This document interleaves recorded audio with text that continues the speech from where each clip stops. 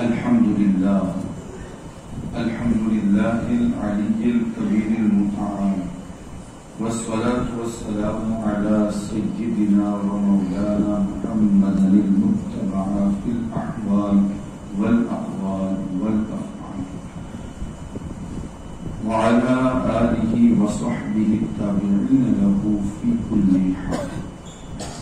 أما بعد، فأعوذ بالله من الشيطان الرجيم. بسم الله الرحمن الرحيم. يا بني آدم خذوا زينتكم عند كل مسجد وكلوا واشربوا ولا تسرفوا إنه لا يحب المسرفين. صدق الله مولانا العظيم، وبلغنا رسوله النبي الأمين المكين الكريم، ونحن على ذلك لمن الشاهدين والشاكرين، والحمد لله رب العالمين. مولاي صل وسلم دائما أبدا على حبيبك خير الخلق كلهم، هو الحبيب الذي ترجى شفاعته لكل هول من الأهوال مقتحم. يا رب بالمصطفى بلغ مقاصدنا، يا رب بالمصطفى بلغ مقاصدنا، واغفر لنا ما مضى يا واسع الكرم، واغفر لنا ما مضى يا واسع الكرم. انتہائی عقیدت و محبت کے ساتھ بارگاہ رسالت مآب صلی اللہ علیہ وسلم اپنے غلامی کا ثبوت دیتے ہوئے دل کی گہرائیوں سے باآواز بلند درود پاک کا نذرانہ عقیدت پیش کریں.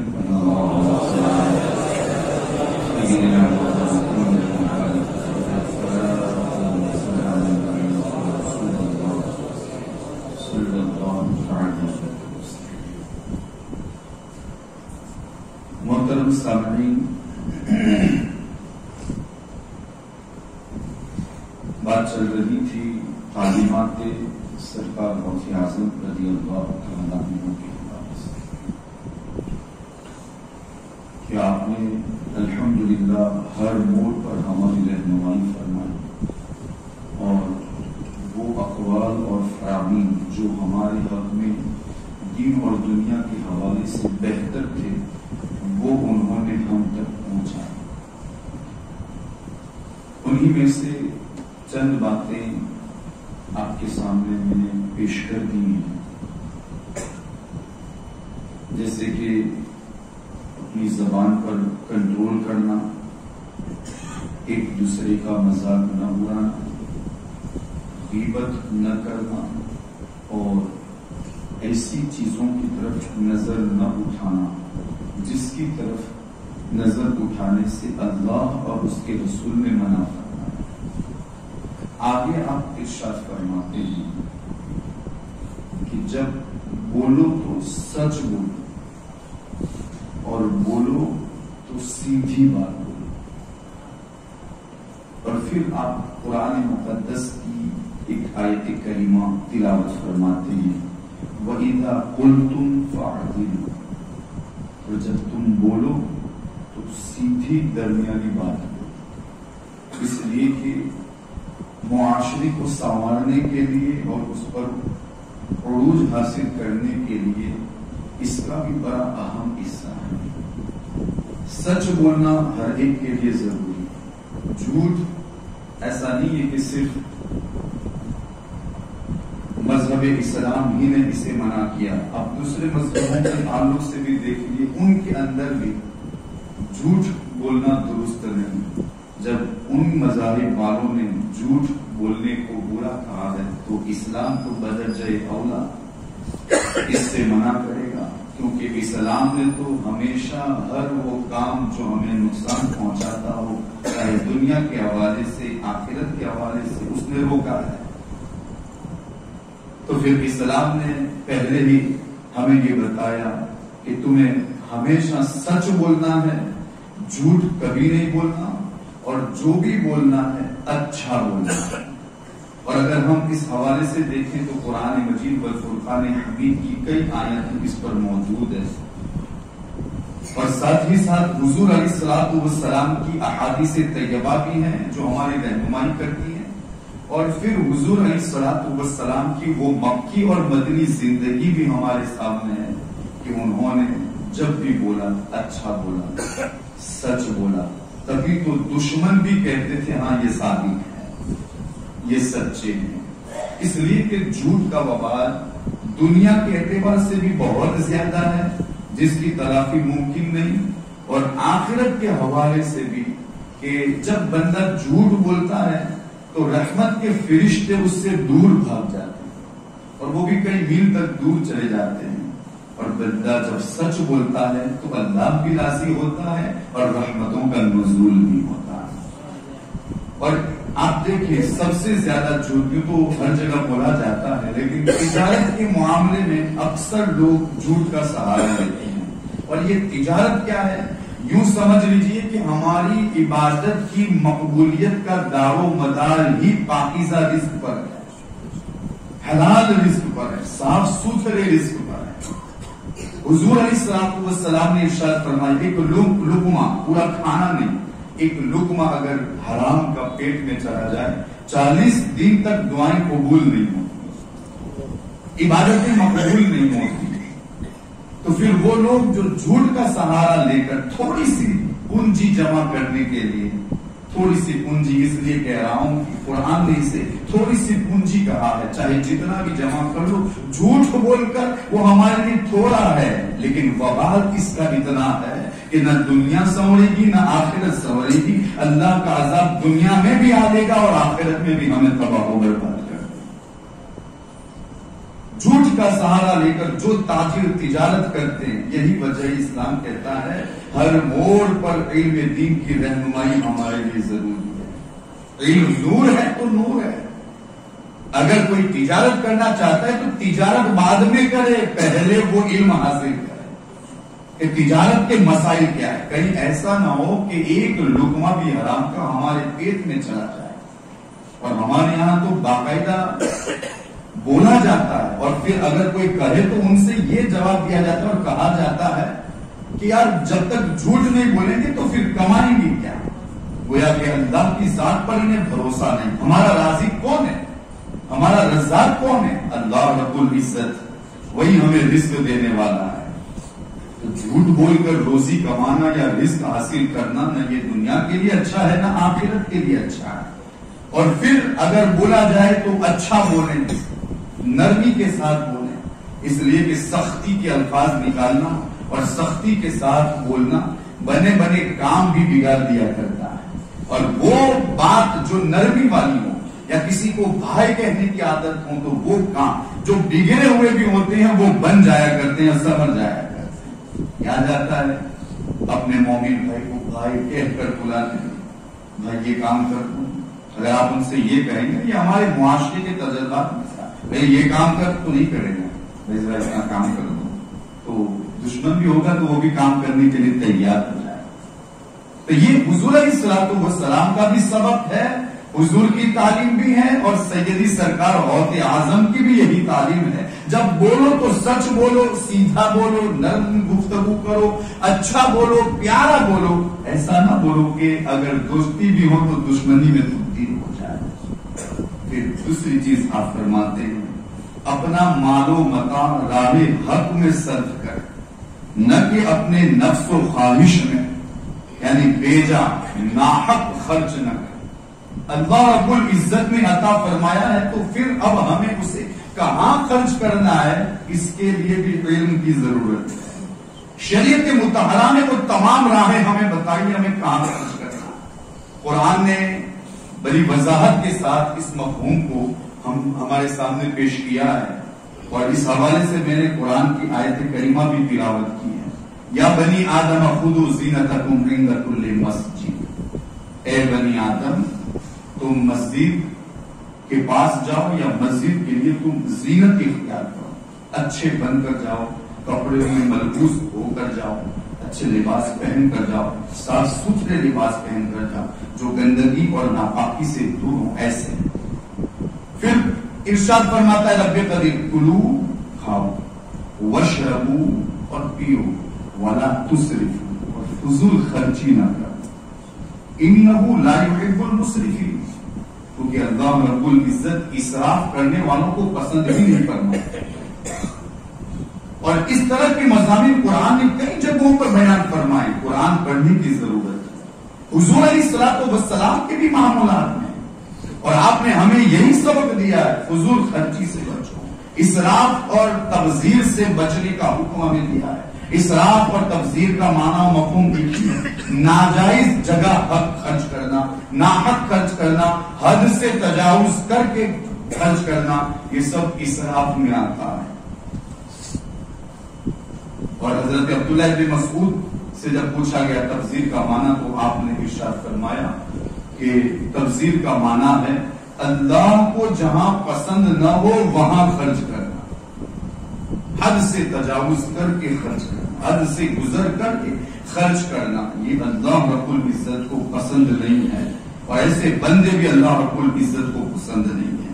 اللہ رب العزت نے سورہ بنی اسرائیل میں بھی ارشاد فرمایا وَلَا تُبَذِّرْ تَبْذِيرًا، تم فضول خرچی نہ کرو، ناجائز ناحق خرچ نہ کرو. اِنَّ الْمُبَذِّرِينَ كَانُوا إِخْوَانَ الشَّيَاطِينِ، اس لیے کہ فضول خرچی کرنے والے، جہاں خرچ نہیں کرنا ایسی جگہ خرچ کرنے والے کون ہوتے ہیں؟ قرآن فرماتا ہے، میں اور ہمارے معاشرے کے لوگ نے قرآن کا فرمان ہے، وہ لوگ جو ناحق خرچ کرتے ہیں وہ شیطان کے بھائی. اللہ وہ شیطان کے بھائی ہیں. کون چاہے گا کہ وہ شیطان کے ساتھ بھائی چارگی اختیار کرے؟ کون چاہے گا کہ وہ شیطان کا بھائی بن جائے؟ کون چاہے گا کہ وہ شیطان کی دوستی اختیار کرے؟ شیطان چاہتا ہے کہ ہم ناحق خرچ کریں. اللہ رب العزت نے اگر نوازا ہے نا تو ہمیں ایسی جگہ خرچ کرنا چاہیے جسے دنیا بھی سمجھ جائے اور آخرت بھی سمجھ جائے. اس حوالے سے میں پہلے بھی گفتگو کر چکا ہوں کہ ہمیں کہاں خرچ کرنا چاہیے. آج ہمارے معاشرے کو اگر دیکھیں، اور پھر ایک بات یہ بھی یاد رکھیں، بہت سارے لوگ یہ سمجھتے ہیں کہ زیادہ آمدنی کا ہو جانا، زیادہ کما لینا، زیادہ جائیداد اور پراپرٹی کر لینا یہ ہے، یعنی یہ ہماری سب سے بڑی کامیابی ہے. تو پھر یاد رکھیں ہمارے بزرگان دین نے بھی اس کے حوالے سے ہماری رہنمائی فرمائی ہے، کما لینا یہ بڑی بات نہیں ہے. آمدنی کرنے کے بعد، کما لینے کے بعد، حاصل کر لینے کے بعد مشکل اور اہم ترین فن خرچ ہے، یعنی خرچ کرنے کا فن ہے. تم نے کما لیا ٹھیک ہے، لیکن اب اسے خرچ کرنا کہاں ہے، یہ اس سے بھی بڑا فن ہے. اس لیے کہ ایک وہ شخص ہے جو بہت زیادہ کماتا ہے لیکن ہاتھ چھوٹے ہیں، اڑاتا ہے جہاں چاہے اڑاتا ہے، دیکھتا بھی نہیں ہے کہ یہاں اڑانے کے لائق ہے یا نہیں. ایک وہ شخص ہے آمدنی تو بہت زیادہ ہے، بہت کماتا ہے، رات میں سوتا بھی ہے تو آمدنی ہوتی ہے، اس کا تو عالم ہی ہے، لیکن اٹھتا ہے تو ایسی جگہ خرچ کر دیتا ہے جہاں نہ اللہ راضی ہوتا ہے نہ رسول اللہ راضی ہوتے. اور ایک وہ شخص ہے آمدنی کم ہے، بہت کم کماتا ہے، مزدوری کرتا ہے، کماتا ہے، لیکن وہ جانتا ہے کہ خرچ کہاں کرنا ہے، وہ فن خرچ کا ماہر بھی ہے. تو وہ شخص بڑا کامیاب ہے، بھلے آمدنی کم ہے، بھلے کم کماتا ہے، بھلے حصول زر کم ہے، لیکن چونکہ وہ خرچ کہاں کرنا ہے اس فن کو جانتا ہے. تو پھر اب یہ ہوتا ہے کہ وہ شخص زیادہ کمائی کرنے والا ہے، اس کے مقابل میں اس کا معاشرہ بہترین معاشرہ ہوتا ہے اور خوشگوار ماحول ہوتا ہے، اور سکون، قلبی سکون بھی حاصل ہوتا ہے اور ذہنی سکون بھی اس کو حاصل ہوتا ہے، کیونکہ اسے پتا ہے کہاں خرچ کرنا. اور یہ ہمارے معاشرے میں اگر آپ دیکھیں نا تو آج یہ وبا بڑی پھیلی ہے. اور یاد رکھیں یہ فضول خرچی ایک ایسا کیڑا ہے جیسے دیمک کہتے ہیں نا، اوپر سے لکڑی تو اچھی لگتی ہے لیکن اندر کیا ہوتا ہے، وہ کیڑا اسے کھا لیتا ہے، پتہ نہیں چلتا ہے نا. ایسے ہی فضول خرچی ہے. اس فضول خرچی نے آج ہمارے کئی خاندان کو تباہ و برباد کر دیا ہے. یارو سرکار غوث اعظم کی اس تعلیم پر عمل کرنے کی کوشش کرو. اللہ رب العزت سب سے پہلے مجھے اس پر عمل کی توفیق عطا فرمائے، اور آپ لوگوں کو اسے سن کر عمل کرنے اور دوسروں تک پہنچانے کی توفیق عطا فرمائے. ہمارا معاشرہ ابتر سے ابتر حالت سے گزر رہا ہے. اس وبا نے، اس کیڑے نے ہمارے معاشرے کو تباہ و برباد کر دیا ہے. کتنے خاندان تباہ ہو گئے، کتنے گھرانے تباہ ہو گئے. وہ شخص ایک دن ایسا تھا کہ اس کے سر پر کوئی خرچہ نہیں تھا، کوئی قرضہ نہیں تھا، لیکن فضول خرچی نے اس کو آ لیا. تو اب ہوا یہ کہ اس پر نہ جانے کتنے روپیوں کا قرضہ ہو چکا ہے. کیوں؟ صرف فضول خرچی کی وجہ سے. اور کئی صورتیں ہمارے معاشرے میں آج ایسی ہیں کہ جس کی وجہ سے ہم دن بدن فضول خرچیوں میں مبتلا ہو رہے ہیں. اور سب سے بڑی چیز شادی بیاہ. شادی بیاہ کے ماحول نے ہمیں ایسے تباہ و برباد کر دیا کہ ہم کہیں کے نہ رہے. آنکھ کھولتی ہے تو پھر ہمیں ستاتی ہے یہ بات کہ یار کہیں کوئی مانگنے والا نہ آ جائے. یہ صرف اور صرف فضول خرچی کی وجہ سے. قرآن تو ہمیں یہ حکم دیتا ہے جتنا ہو اتنا کرو. شادی بیاہ کے لیے بھی کسی سے قرضہ نہ لو. ہاں اگر آپ کو یقین ہے کہ میں اس کو لوٹا دوں گا تو ٹھیک ہے. کسی ایسے شخص کے پاس سے آپ لے لیں جو آپ کو ذلیل نہ کرے, رسوا نہ کرے, کیونکہ یہ بھی تو اس کا حق ہے. وہ آئے گا آپ کے دروازے پر مانگنے کے لیے. اس فضول خرچی نے ہمیں نہ جانے کتنی گہرائی میں ڈال دیا ہے. اب وہاں سے نکلنا ہمارے لیے ممکن نہیں ہے. صرف دکھاوے کے لیے, نام و نمود کے لیے. ہاں میں نے بہت بڑی شادی کی, ہاں میں نے بڑا سجایا, اسٹیج بھی سجایا. اور ہمارے یہاں عورتوں کے حوالے سے یہ باتیں سب سے زیادہ پائی جاتی ہیں. ان کے یہاں دیکھیں مرد تو کم سے کم ایک شادی میں 3-4 جوڑے پر اتفاق کر لیتا ہے, لیکن ہماری یہاں خواتین گھروں پر سن رہی ہیں. وہ بھی اس کو اچھی طرح سنیں اور اس بری رسم کو ختم کرنے کی کوشش کریں. پیچھے کے الگ, بارات میں گھر سے نکلنے کے الگ, وہاں سے نکلنے کے بعد دلہے کے گھر پر پہنچنے سے لے کر اسٹیج پر پہنچنے تک کے الگ, اسٹیج پر جانے کے الگ, پھر اس کے بعد وہاں سے دوسری جگہ نکلنے کے الگ, مہندی کے کپڑے الگ.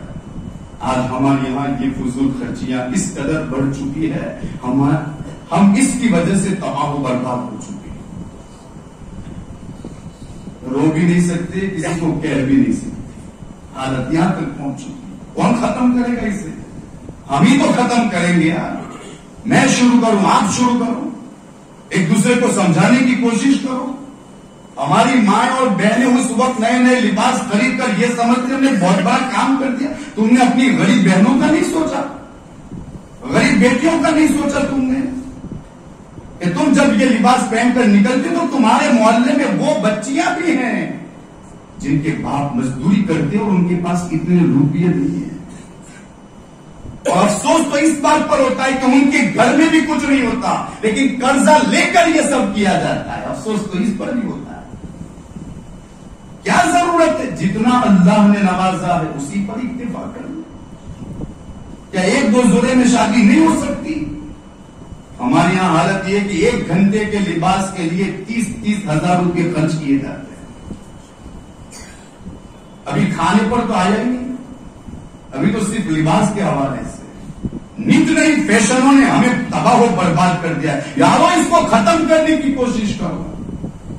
سرکار غوث اعظم بھی ہمیں یہی سکھاتے ہیں, فضول خرچی نہ کرو. ہاں پھر تم بخل بھی نہ کرو. اللہ نے جتنا دیا ہے تم اسی پر اتفاق کر کے تم جو کرنا چاہو کرو, لیکن شریعت کے دائرے میں رہ کر کرو.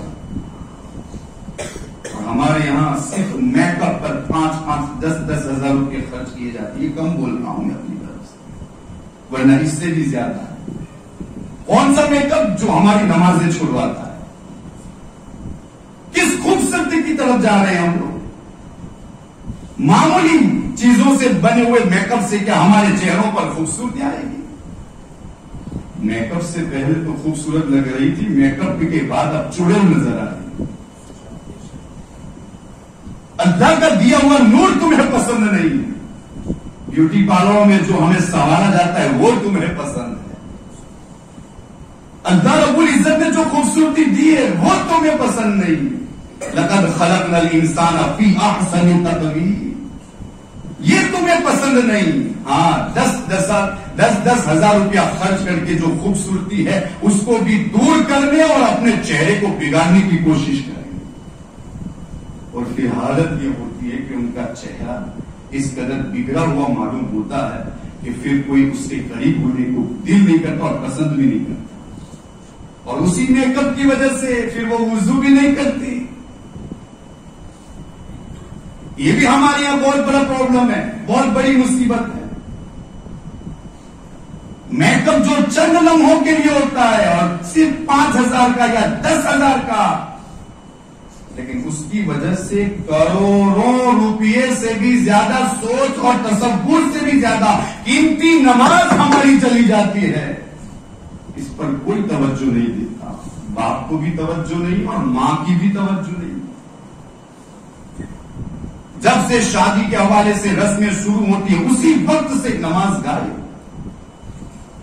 مہندیاں لگاتی ہیں تو اب نماز نہیں پڑھ سکتی. مہندیاں ہاتھوں کو سجائے یہ خوبصورتی اگر نماز کو چھوڑ کر ہے تو یاد رکھیں خوبصورت نہیں لگو گی یا پھر خوبصورت نہیں لگیں گے. اس کی وجہ سے پھر ہماری خوبصورتی بدصورتی میں تبدیل ہوتا ہے. نماز چھوڑ کر بھی کسی کو نور ملتا ہے.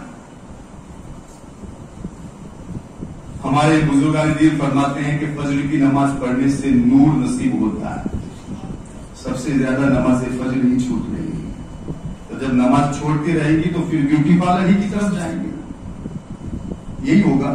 کاش کہ اس شادی سے پہلے تم اتنی نماز کی پابند ہوتی کہ اللہ رب العزت سجدوں کے صدقے میں تمہارے چہرے پر خوبصورتی عطا فرماتا. لیکن افسوس کی بات ہے فضول خرچی اس قدر عام ہے. اور کھانے کے حوالے سے دیکھیں ایک ایک تھال میں دو آدمی کھا لیں کتنا تو بچ جاتا ہے. اگر اللہ نے نوازا ہے تو ٹھیک ہے اب کھلائیے لیکن شریعت کے دائرے میں. ایسی غذائیں کھلائیں جس سے تباہی نہ ہو جس سے بربادی نہ ہو. قرضہ لے کر کسی کو کھلانا یہ کمال کی بات نہیں. پہلے ہی سے سوچ لے کتنا خرچ کر سکتا ہوں کتنا دے سکتا ہوں اور پھر اس کے بعد حساب لگائیں اور پھر کریں کام اور وہ بھی شریعت کے دائرے میں تو بہتر. اچھی سے اچھی غذا آپ بنا سکتے ہیں لیکن قرضہ نہیں لے سکتے. کیا ضرورت. اور یہ بھی یاد رکھیں بات آئی تو بتا دیتا ہوں یہ بھی ہمارے معاشرے اور ہمارے ماحول کی وجہ سے. ایک انسان شادی کے لیے اور کھلانے کے لیے قرضہ اس لیے لیتا ہے چونکہ میں نے اس کے یہاں دعوت کرائی ہے تو اس کو بلانا پڑے گا نا. اگر نہیں بلاؤں گا تو وہ ناراض ہو جائے گا. ہر شخص یہ سوچ لے نہیں مجھ کو دعوت نہیں کی تو ٹھیک ہے اس کی استطاعت نہیں ہوگی اس لیے اس نے مجھے دعوت نہیں دی ہے مجھے برا لگانے کی کیا ضرورت ہے. ہر شخص یہ سوچے نا ہر شخص تو پھر معاشرے سے یہ برائی بہت جلد ختم ہو جائے.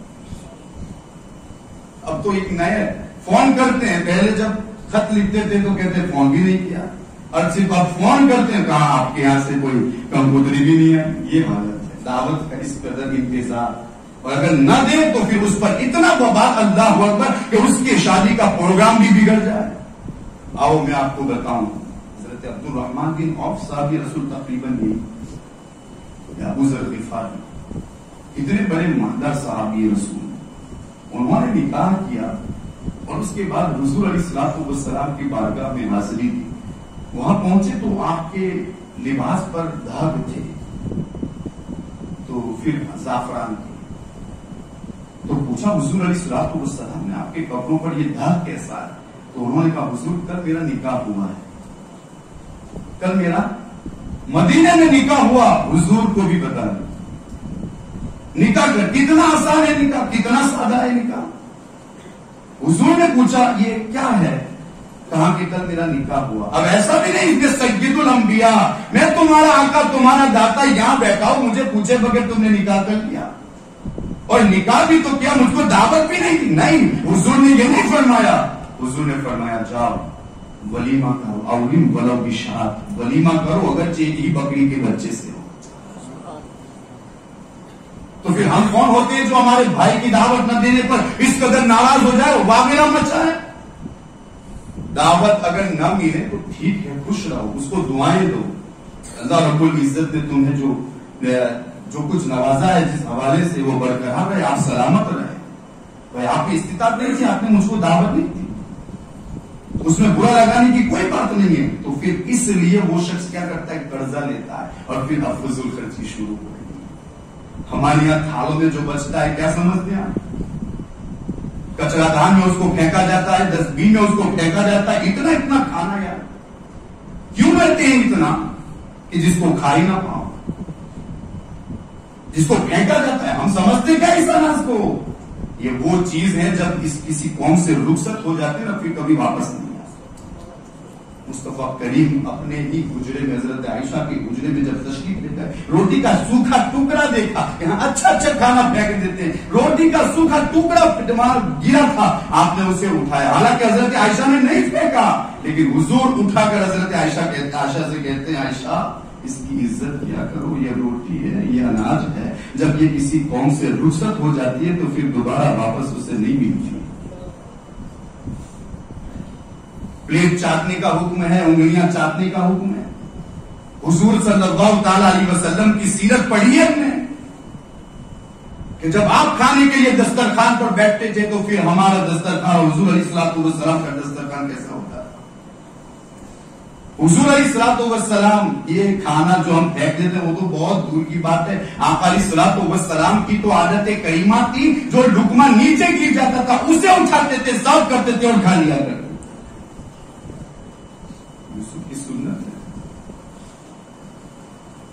ہمارے یہاں پلیٹ چاٹتے ہیں تو لوگ مذاق اڑاتے، کبھی دیکھا نہیں تم نے؟ یہ سنت رسول ہے۔ حضرت عن جابر رضی اللہ تعالی عنہ ان النبی صلی اللہ تعالی علیہ وسلم امر بلعق اصابع والصحفہ، حضور علیہ الصلوۃ والسلام نے ہمیں انگلیاں اور پلیٹ چاٹنے کا حکم دیا۔ عن انس عن النبی صلی اللہ تعالی علیہ وسلم اذا اکل طعاما لئی کا اصابع ثلاثہ، حضور علیہ الصلوۃ والسلام جب کھاتے تھے تو اخیر میں اپنی انگلیوں کو چاٹ لیا کرتے، تو حضور تو اس کو بھی گرانا پسند نہیں کرتے جو آپ کی انگلی مبارک پر ہوتا، اور ہم ہیں کہ ایک ایک آدمی کا کھانا ہمارے یہاں کچرا دان میں جاتا ہے، ڈسٹ بین میں جاتا ہے، یارو اس گھڑے سے ہم کب نکلیں گے؟ کیوں ہم اتنا نہیں لیتے کہ جس سے ہمارا پیٹ بھر سکے؟ بس جیسے ہمیں کبھی ملے گا ہی نہیں، اتنا اتار لیتے ہیں، پھر یہ کھائے گا وہ کھائے گا، یہ کھائے گا وہ کھائے گا، اس طریقے سے ہماری یہ تو فضول خرچی کے جو اسباب اور جو فضول خرچی کے حوالے سے جو باتیں، اس میں سے ایک بات ہوئی، ابھی تو ہمارے معاشرے میں بڑی خرابیاں ہیں فضول خرچی کے حوالے، ان سب کے حوالے سے نچوڑ یہی ہے کہ اپنی زندگی ایسے گزارو جسے اللہ ناراض نہ ہو، فضول خرچی سے دور رہو، بخل سے بھی دور رہو، اللہ نے جو دیا ہے اس پر اکتفا کرو، اور تحدیث نعمت کے طور پر اللہ رب العزت کے حکم کے مطابق آپ کو اگر لباس ملا ہے تو آپ اس کو بھی پہن سکتے ہیں۔ ہمارے بزرگان دین نے بھی قیمتی لباس پہنے، سیدنا غوث اعظم کا لباس اتنا قیمتی ہوتا تھا جب وہ اتار کر کسی کو دے دیتے تو وہ بھی مالدار ہو جایا کرتا، انہوں نے ایسا لباس بھی پہنا ہے، قیمتی لباس، اور انہوں نے ساتھ ہی ساتھ ایسا لباس بھی پہنا ہے جو ٹاٹ کا ہوا کرتا تھا۔ تو اللہ نے جو نوازا ہے اسی پر اکتفا کریں اور ایسے خرچ کریں جو شریعت مطہرہ نے ہمیں حکم دیا ہے۔ فضول خرچی کے حوالے سے بہت ساری باتیں، اگر وقت ملا تو انشاءاللہ پھر گفتگو ہوگی۔ استغفر اللہ ربی من کل ذنب واتوب الیہ وما علینا الا